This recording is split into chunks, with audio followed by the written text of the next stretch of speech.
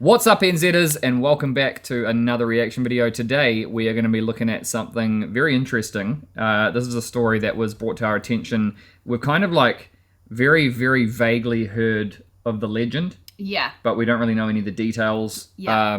So I think this is I kind of first heard about it when I think Loki on a Marvel movie, I think he pretended to be this character of DB Cooper. Oh, really? Yeah, so that's kind of like the first. I think that's where me and Denzel kind of got our first knowledge of it. Okay. Yeah, and then I think we might have like mentioned it to you or something. Yeah, but I've heard the legend, you know, a little bit. Yeah, but apparently, there's this documentary, 29-minute documentary, goes into it and all the details and lets us know exactly what went down. I want to know why it's such a big deal. Yeah. Okay, let's check it out. The search for DB Cooper. Are they still searching? What?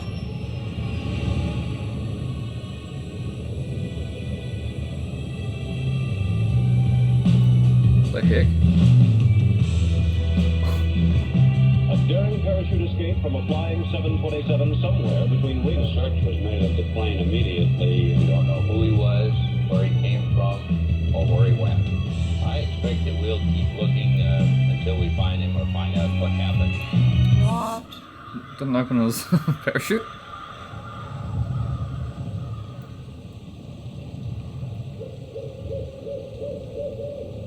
Wow. Sounds like it's quite old. Yeah, Did it happen ages with ago? the recording and audio. Yeah, did it happen ages ago? I don't know. In the afternoon of November the 24th, 1971, a middle-aged man carrying a briefcase walked into Portland International Airport and purchased a one-way ticket to Seattle, Washington. The man identified himself as Dan Cooper, and along with 36 other passengers and a crew of 6, he soon boarded Northwest Airlines Flight 305. Once aboard, Cooper made himself comfortable in the middle of the last row of seats on the right side of the cabin. He ordered a drink and had a smoke, because this was the 70s. Once the flight was cleared for departure, Cooper turned around and handed an envelope to flight attendant Florence Schaffner. Inside the envelope was a note featuring a handwritten message stating he had a bomb. Schaffner reluctantly sat down beside him and glimpsed what appeared to be 8 sticks of dynamite inside his briefcase. Wow. Sheesh. Cooper's demands were quite simple. He wanted $200,000 in cash and 4 parachutes. He also demanded a fuel truck to stand ready to refuel the aircraft once they landed in Seattle. Should they fail to comply with his demands, he threatened to, quote, do the job. Once the flight was airborne, Schaffner went to inform the cockpit crew, while another flight attendant by the name of Tina Mucklow remained by Cooper's side. By using a telephone in the rear of the cabin, Mucklow acted as an intermediary between Cooper and the rest of the flight crew for the remainder of the hijack. It was so scary. For the next hour and a half, Flight 305 maintained a holding pattern near Seattle, while local and federal authorities scrambled to procure the ransom as well as the 4 parachutes. Just kept flying around. $10,020 bills were collected from a local bank, while the owner of a nearby skydiving school supplied the chutes. At 5:45 p.m., more than 2 hours past its scheduled arrival, Flight 305 finally touched down in Seattle. By this point, it was well after sunset, and the aircraft was brought to a remote section of the tarmac. Once the flight came to a stop, both the ransom and the parachutes were handed over to Mucklow, who then brought them back aboard. In exchange, Cooper permitted 2 of the flight attendants, as well as all the passengers, to disembark, many of whom had not yet realized the flight had been hijacked. Oh, wow. With the ransom paid and only 4 crew members remaining on board, Cooper told Mucklow to inform the captain that he wanted to fly to Mexico City. They were to fly with the landing gear down, the flaps at 15 degrees and below 10,000 feet. The lights in the cabin were to be switched off, and the aft stairway, which opens from the underbelly of the fuselage, was to remain extended. Wow. 2 of Cooper's demands could not be satisfied. First of all, the flight configuration he'd requested would not allow for a non-stop flight to Mexico City. As such, Cooper proposed a refueling stop in Phoenix, Yuma, or Sacramento before they all agreed on Reno, Nevada. Second of all, it was not possible to depart with the ventral staircase extended. Cooper agreed to retract the stairs on the condition that Mucklow remained by his side and taught him how to extend them once the plane was airborne. Parked for nearly 2 hours due to complications with refueling, Flight 305 was back in the air by 7:36 p.m. Less than 5 minutes after takeoff, Cooper told Mucklow to head for the cockpit and that from this point onwards, he was not to be disturbed. The last time she saw Cooper, he was standing in the middle of the aisle as if though he was preparing to jump. Mucklow joined the rest of the crew, locked the cockpit door behind her, and some 3 hours later, Flight 305 safely landed in Reno. Once the flight came to a stop, the crew carefully ventured into the rear of the cabin, but there was no sign of Cooper nor the bomb. The aft stairway had been extended mid-flight and was slightly damaged upon landing. He's gone. It seemed there was only one explanation for the hijacker's absence. At some point between Seattle and Reno, Cooper had strapped on a parachute, walked down the stairs, and leaped into the dark of night. Far out. Crazy. That's crazy. So crazy.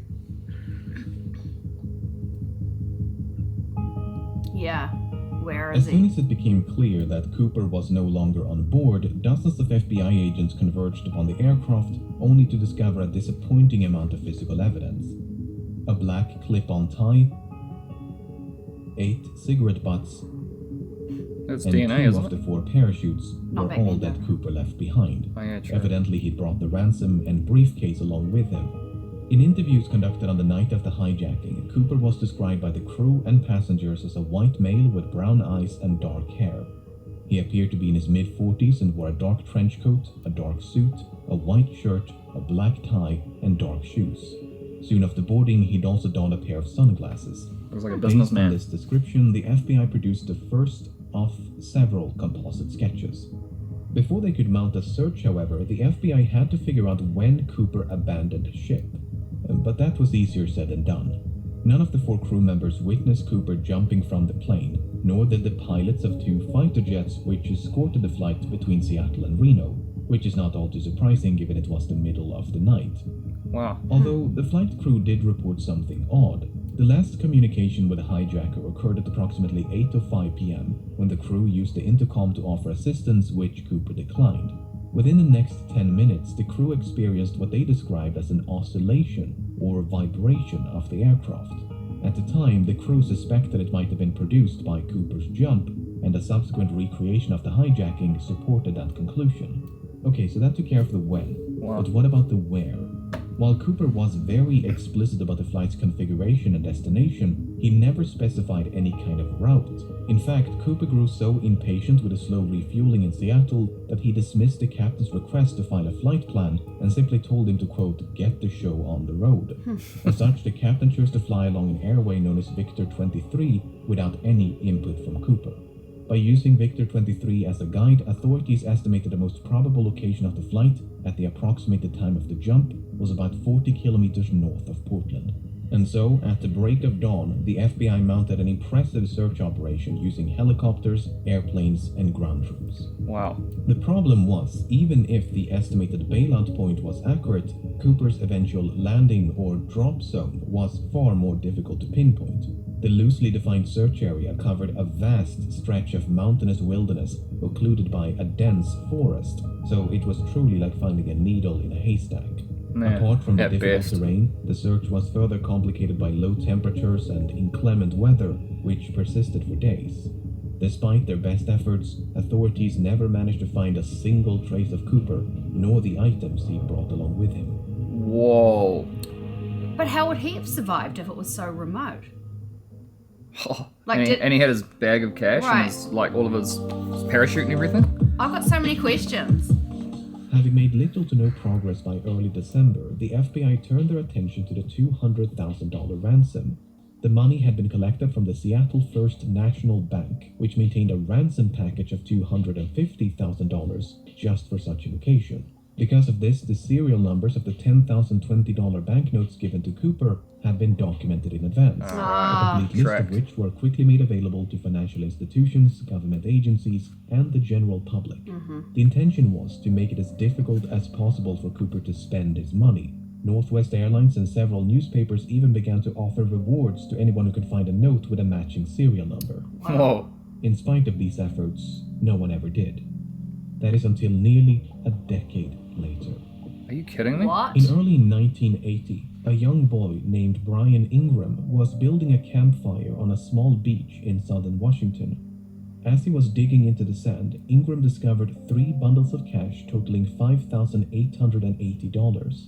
Having heard about the infamous skyjacking, Ingram's parents brought the severely degraded bundles to the FBI. Oh. The notes were promptly inspected, and sure enough, the serial numbers matched those of the ransom. What? They were definitely buried. Once What? the excitement subsided, however, the money managed to raise far more questions than it answered. 10 years the most later. significant of which was how? How did the money end up so far away from the drop zone? There's a lot of water Looking there. at this map, it might be tempting to think that Cooper simply dropped some of the money, which then fell into the Lewis River. The bundles could then have been carried further downstream by the Columbia River before finally being washed ashore at Tina Bar, which is the name of the beach. Tina Mucklow, Tina Bar. Coincidence? Yeah, coincidence. Anyway, the problem with this idea is that the Columbia River flows in the opposite direction. Oh. This has led some, including members of the FBI, That to wouldn't happen then. re-evaluate the initial drop zone assessment. For instance, if the drop zone was much further southeast, close to a river called the Washougal River, it is conceivable, albeit improbable, that the money floated all the way down to Tina Bar. Alternatively, the bundles may have simply landed on the beach if the flight path was further to the west. Even so, natural explanations struggle to explain how 3 independent, potentially free-falling and or free-floating Yeah. bundles of cash It'd be much ended up more at the spread exact out. same place on the same beach. Yeah. To complicate matters, sediment from the riverbed was excavated and dumped onto Tina Bar as part of a dredging operation in 1974.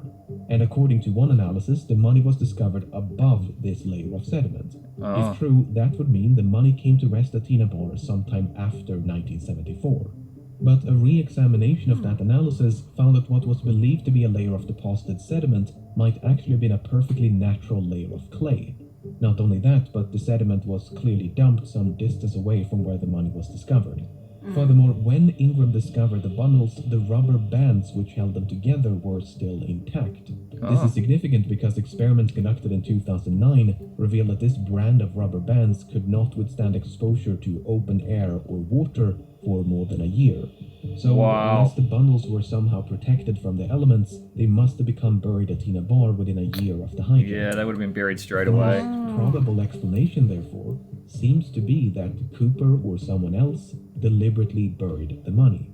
Did Cooper survive and bury the money himself? Did someone else bury the money after stumbling upon Cooper's remains? If there is an explanation which does not require human intervention, it's managed to elude investigators for decades. Suffice it to say, this is a mystery within a mystery. Yep. Since Ingram's discovery in 1980, both Tina Bar and the grounds around the Washougal River have been subjected to numerous searches, but to date, there's been no sign of Cooper, nor the rest of the money. Man. Just really want to like Solve it. solve it.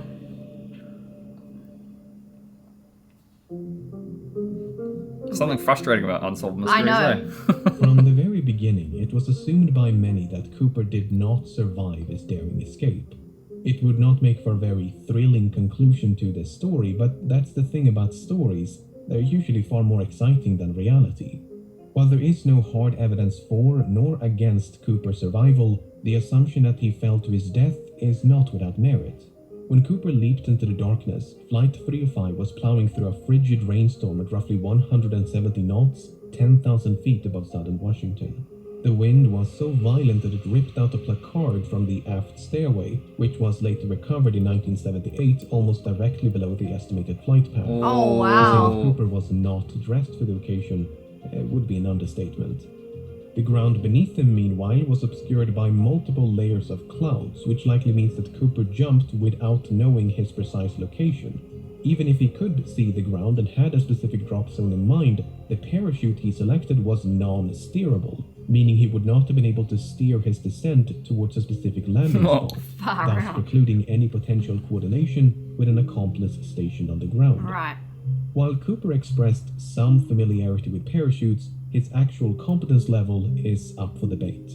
It's widely believed that Cooper demanded 2 pairs of parachutes, 2 primary and 2 reserve, to make the authorities believe that he intended to take a hostage. That is precisely what happened, as the FBI contemplated, but eventually decided against sabotaging the chutes as they did not want to risk the life of an innocent civilian. But Very in their smart. haste to obtain them, they unintentionally provided Cooper with a non-functional dummy chute intended for training purposes. This mishap seems to have gone unnoticed by Cooper because that dummy chute was one of the two missing from the plane. Not only that, but Cooper chose the older and technically inferior parachute out of the two primary chutes provided. So in both cases, it seems like Cooper made the worst possible choice. Oh. But there are other ways to interpret this information. For instance, it's possible that Cooper used the dummy chute not as a reserve, but as a means to secure the bag of money. In Yes. fact, that is precisely what Cooper tried to do with the functional reserve chute. First, he tried to place the money in the chute's canopy before removing some of the suspension lines and wrap them around the bag. Perhaps he used the dummy chute for a similar purpose. And Cooper's decision to use the older primary chute is not necessarily an indication of inexperience. It could also be a sign of familiarity, because the chute he left behind was a civilian luxury chute, while the one he used was a military chute. The argument is that Cooper might have been trained as, say, a paratrooper, and chose the older military chute because that's the one with which he was most familiar. Wow, And there that's is at least insane. one other reason to suspect that Cooper had a military background. While the flight was in a holding pattern near Seattle, Cooper mentioned that the McCord Air Force Base was only 20 minutes away from the Seattle-Tacoma airport. How would he know At the that? time, that was an accurate assessment and might suggest a military background. Apart from the potential military connections, Cooper may even have had links to the Central Intelligence Agency. You see, the type of aircraft which Cooper chose to hijack, a Boeing 727, was also used by the CIA to covertly drop agents and supplies during the Vietnam War. A task for which the Boeing 727 was uniquely qualified due to its distinctive aft stairway. So it's fairly safe to assume that Cooper chose to hijack a Boeing 727 specifically because it provided a relatively safe means of escape. Whether he learned of this from the CIA or came to Right. that conclusion independently is another question. That makes You sense. didn't have to flip However, open a the door. or fact that anything. Cooper chose to hijack a flight operated by Northwest Airlines was apparently random chance. When Tina Mucklow asked Cooper about his motives, he responded, "It's not because I have a grudge towards your airline, it's just because I have a grudge." He further clarified that Flight 305 just happened to be in the right place at the right time. That's so open-ended. Even so, it's clear that Cooper came prepared. He seemed to know a great deal about aircraft and aviation. He appeared to be familiar with the local terrain. He maintained a low profile to avoid a panic. He covered his eyes with a pair of glasses to conceal his identity. He left very little evidence behind, and he demanded 4 parachutes to force the assumption that he was taking a hostage. He was even cunning enough to reclaim the note which he'd initially given to Florence Schaffner. Apart from the name he wrote on his plane ticket, there are no other samples of Cooper's handwriting. But for all his planning and cunning, it seems Cooper did not give enough thought to his eventual escape. Not only did he fail to specify a route, but he was forced to make a last-minute destination change from Mexico City to Reno. That doesn't He fit could in. have demanded more appropriate parachuting equipment like a pair of boots, a helmet, or jumpsuit. He could even have specified the ransom to be delivered in larger denominations to make it lighter and less cumbersome to carry. Presuming he did survive the fall and made it safely to the ground, he may then have had to make his way through a dense, partially snow-covered forest in nothing but loafers and a trench coat in late November. I get the distinct impression that Cooper's escape was much more of a leap of faith than a carefully executed jump. Whoa. On the other hand, authorities never received a missing persons report matching the description of Cooper in the wake of the hijacking. This might suggest that Cooper did survive and that he swiftly and quietly resumed his normal routine. Furthermore, other hijackers have performed similar stunts, and many of them did survive, even if they were quickly apprehended. Finally, the simplest explanation for how 3 bundles of cash ended up at Tina Bar is human intervention. At the end of the day, most of this is based on he nothing buried but it. supposition. Without any concrete evidence of Cooper's demise, it leaves the door wide open to the far more exciting proposition that he did, in fact, survive. Yeah. Yeah. He would have had his suitcase with his bomb in it. He would have had his bag with his money and the other chute. So he jumped out with a lot of stuff. By the time the press got wind of the hijacking, the FBI had already begun to investigate a few potential suspects. Among them was a man in Portland with initials DB and surname Cooper. This Cooper was quickly eliminated as a suspect, but due to a mix-up by the press, the name Dan Cooper was confused for DB Cooper, and the rest is history. Oh. While Dan Cooper is most likely a pseudonym, there is a comic book series of the same name. The comic is written in French and centers around a Canadian pilot named Dan Cooper. While the comic was not translated into English nor sold in the United States before 1971, it was available in Canada, Why has he which got a has a parachute? large French-speaking population. Given that American and Canadian accents can be difficult to distinguish, it's possible that Cooper, who was described as having no discernible accent, was a bilingual Canadian. This might even be supported by something that Cooper might have said. You see, when the captain relayed Cooper's demands to air traffic control, he used the phrase negotiable American currency. It seems doubtful that an American citizen would specify American currency, True. so perhaps Cooper was not American. The Yeah. problem is, we don't know if this is a direct quote from Cooper or paraphrasing by the captain. Yeah. For instance, notes taken by the crew during the hijacking merely contain the phrase negotiable currency, while testimonies provided by the crew after the hijacking include phrases like $200,000 in cash and circulated US currency. So Cooper might have been Canadian, and he might have taken his name from the Dan Cooper comics, just as he might have been American, and might have taken his name from something or someone else. So it's not Nearly even DB half a Cooper. century has gone by since the hijacking took place, and in that time, thousands of suspects have been questioned and investigated. Wow. It would obviously be impossible to cover all of them here, but let's take a look at some of the people that at some point or another have been suspected of being DB Cooper. Here we go. What?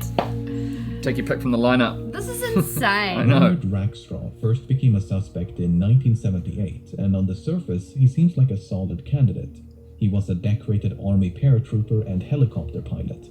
He had experience with explosives. He had an extensive criminal record. He had an uncle named John Cooper who was an avid skydiver. He was Okay. expelled from the army only months before the hijacking, which might suggest a motive. The grudge. After all, the hijacker did say he had a grudge. When confronted by journalists and private investigators, Rackstraw would neither confirm nor outright deny that he was DB Cooper. Instead, he'd say things like, "I could have been," or "I would not discount myself." Okay. On the other hand, Rackstraw had light-colored eyes, which Cooper did not. More significantly, Rackstraw was only 28 years of age at the time of the hijacking. This is well outside the range of ages reported by the crew and passengers, most of whom believed Cooper was in his mid-40s. Maybe it was his uncle then. John Cooper. Kenneth Christensen first became a suspect in 2003 when his brother noticed certain parallels between him and Cooper. Christensen had briefly served as a paratrooper in World War II, and since 1953 he'd worked for Northwest Airlines as both a mechanic and a flight attendant. He was 45 years old at the time of the hijacking. He was left-handed, which Cooper might have been. For instance, Cooper used his left hand to interact with his briefcase, and the clip-on tie he left on board was affixed with a tie clasp applied from the left. Shortly before he died in 1994, Christensen had supposedly told his brother, "There is something you should know, but I cannot tell you." After his passing, his family discovered over $200,000 in his bank accounts. What? To top it all off, Florence Schaffner stated that photographs of Christensen bore a strong resemblance to Cooper. On the other hand, Christensen did not match the physical description of Cooper. He was both shorter and lighter. While Schaffner did see a strong resemblance, she remarked that Cooper had more hair, and that is supported by the composite sketches. That's And hard there was nothing suspicious match. about the large sums of money, which he'd simply earned by selling land. Okay. Just happened to be Richard 200,000. McCoy first became a suspect in 1972 when he hijacked a Boeing 727 and escaped via the aft stairway, much like DB Cooper. Copycat. Because Yeah. of the significant overlap between the two hijackings, some believe they must have been committed by the same person. McCoy used a fake name, he used a fake hand grenade to threaten the crew, he used handwritten notes to issue his demands. Both McCoy and Cooper used the phrase "no funny stuff" as a warning to the crew. McCoy demanded $500,000 in cash and 4 parachutes. McCoy also bailed out the back of the plane once they passed over his hometown in the state of Utah. Apart from the similar modus operandi, McCoy had also served in the Vietnam War as a demolitions expert and a helicopter pilot. McCoy did actually survive the fall and managed to evade authorities for 2 full days before he was apprehended and sentenced to 45 years in prison. Before his death in 1974, McCoy refused to confirm or deny that he was D.B. Cooper. On the other hand, McCoy was an avid recreational skydiver and even came prepared with a skydiving helmet and jumpsuit. He gave very specific instructions about the flight path. In addition to the fake hand grenade, McCoy also used an unloaded handgun to threaten the crew. He failed to retrieve one of the notes he'd given to a flight attendant. He was only 29 years of age at the time of the hijacking, and all 3 flight attendants were quite certain that McCoy was not Cooper. While there are meaningful parallels between these 2 cases, McCoy might simply have been a copycat who'd read about D.B. Cooper in the news. Probably. Wow. Dwayne Weber first became a suspect in 1995 when, shortly before his death, That doesn't he really look supposedly like him. told his wife, "I've got a secret to tell you. I am Dan Cooper." Following his deathbed confession, Weber's widow recalled a number of fascinating details. She claims to have found a bank bag resembling the one used in the hijacking. She claims Weber had sustained a knee injury after jumping out of a plane. Weber supposedly had a nightmare about leaving his fingerprints on the aft stairs. And a year before the money was discovered at Tina Bar, Weber had allegedly paid a quick visit to the same location. In addition, Weber was a World War II veteran, he had an extensive criminal record, he matched the physical description, and he was 47 years old in 1971. On But the other hand, Weber's fingerprints did not match any of the prints collected from Flight 305. Although, to be fair, there's no way to know if any of those prints actually belonged to Cooper. Furthermore, Weber's DNA did not match a DNA sample collected from the tie clasp. But once again, there's no way to know if the DNA on the tie clasp actually came from the hijacker and not someone else. What's so frustrating is that the FBI likely had a much better source of DNA at one point. If you recall, 8 cigarette butts Yeah. were collected from the scene, and there's a good chance they were all suffused with Cooper's DNA. yeah. The problem is, that evidence was lost at some point, and has not turned up since. Oh, are you kidding me? What? Come on, people. William Smith first became a suspect in 2018. Smith served in the Navy during World War II and likely had some experience with parachuting. He was 43 years old at the time of the hijacking. He had dark brown eyes. He matched the physical description. He shared a certain likeness with the composite sketches. Yeah, he's got the right especially hair. The speculative sketch of an older D.B. Cooper. A student named Ira Daniel Cooper, who was killed in World War II, attended the same high school as Smith. Smith worked as a yardmaster for a railroad company for most of his life, but in 1970 the company filed for bankruptcy. As a consequence, Smith lost his pension, which might suggest a motive. He could, for instance, have developed a grudge towards the airline industry for their role in bringing about the downfall of the rail transportation industry. It's further speculated that Smith could have used his knowledge of railroad networks to hop on a train and escape undetected. On the other hand, Smith spent his entire life in the northeastern United States. Given that the hijacking occurred on the other side of the country and was committed by someone who at least appeared to be familiar with the local terrain, Smith is not the most ideal candidate. It's quite far away. The fact that Smith worked as a yardmaster is interesting. You see, the tie that Cooper left behind was recently examined using an electron microscope, which uncovered various metallic particles. Some of these particles, especially pure titanium, were quite rare in 1971. This might suggest that Cooper worked as a manager at some sort of chemical or metallurgical facility, or possibly a rail yard. Whoa. Okay. That's another layer. Every time they do one, I'm like, oh, it's definitely this Yeah, guy. yeah. And then If it's like, nothing else, I hope this limited selection of suspects illustrates just how difficult it is to be certain when you have so little evidence to work with. These 5 individuals look nothing alike, yet any one of them could be D.B. Cooper. Wow. Was Cooper really in his mid-40s, or did he simply look old for his age? Yeah. Did Cooper really serve in the military? Which one of these sketches most closely resemble Cooper? In 2016, the FBI had to admit defeat and officially close down the case. oh, Unless someone stumbles upon Cooper's remains or manages to track down the rest of the money, it seems there is little hope of resolution. Did Cooper survive?